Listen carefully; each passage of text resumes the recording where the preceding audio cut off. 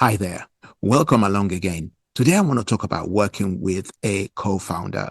If you think of Steve Jobs and Steve Wozniak, if you think of Larry Page and Sergey Brin of Google, you are knowing instinctively that working with a co-founder can be extremely lucrative and extremely beneficial for individuals.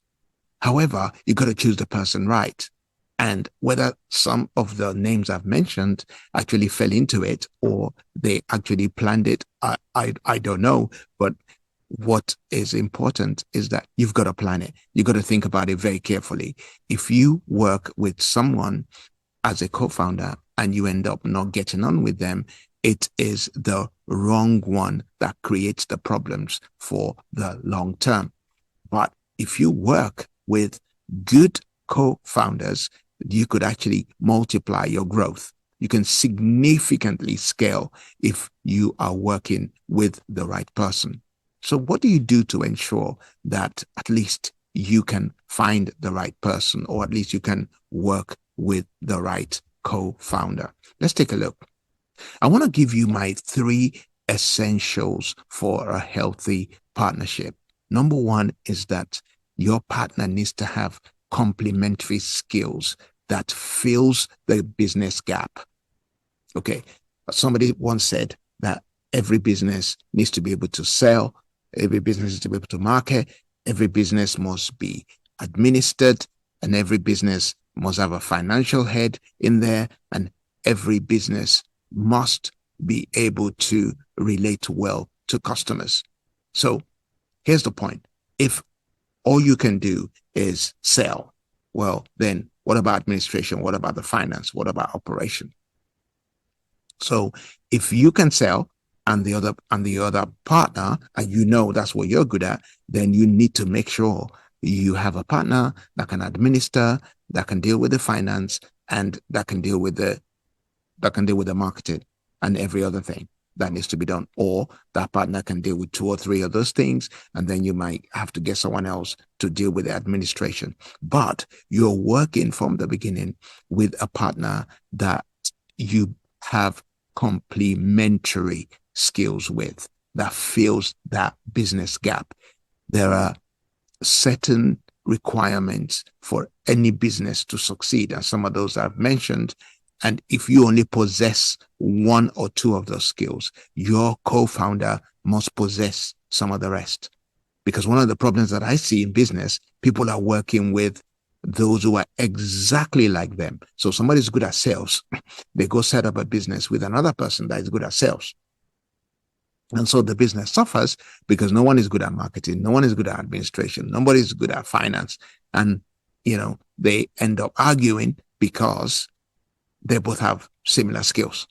Okay, it's important for you to employ somebody who you have complementary skills with. That's number 1.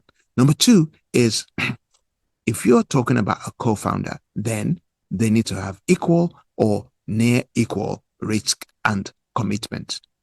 A co-founder that is not committed to the business will drain you.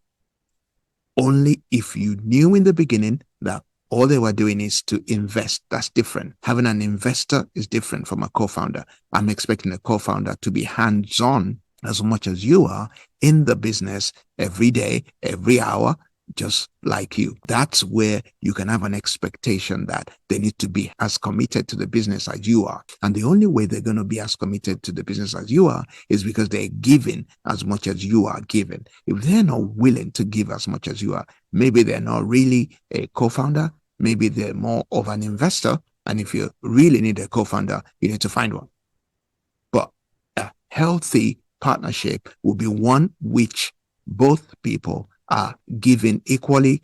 They are sharing 100%, 50 of the risk, and they're just as committed as each other are. Really important. And then finally, have a written agreement.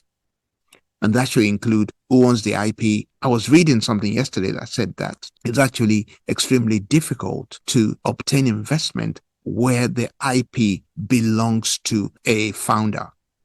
The IP needs to belong to the business. If you want to raise money in future, then the IP needs to belong to the business so that somebody investing in the IP would invest in the business, because they know that by investing in the business, they automatically have an investment in the IP. But if the intellectual property rights belongs only to one individual, it doesn't belong to the business, and you want to raise funding, that's going to be really difficult.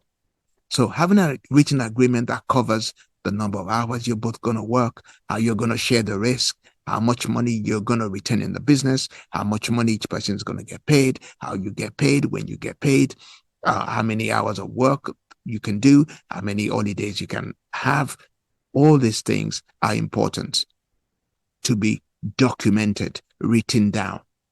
And then you talk about your equity terms as well. Okay.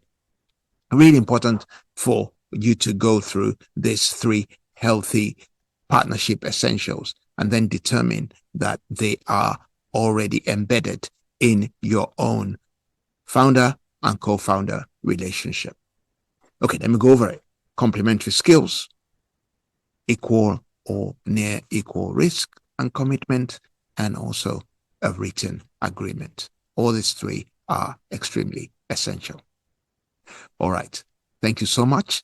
If you have a co-founder, and let me know how it's worked. What did you do to ensure that your relationship worked?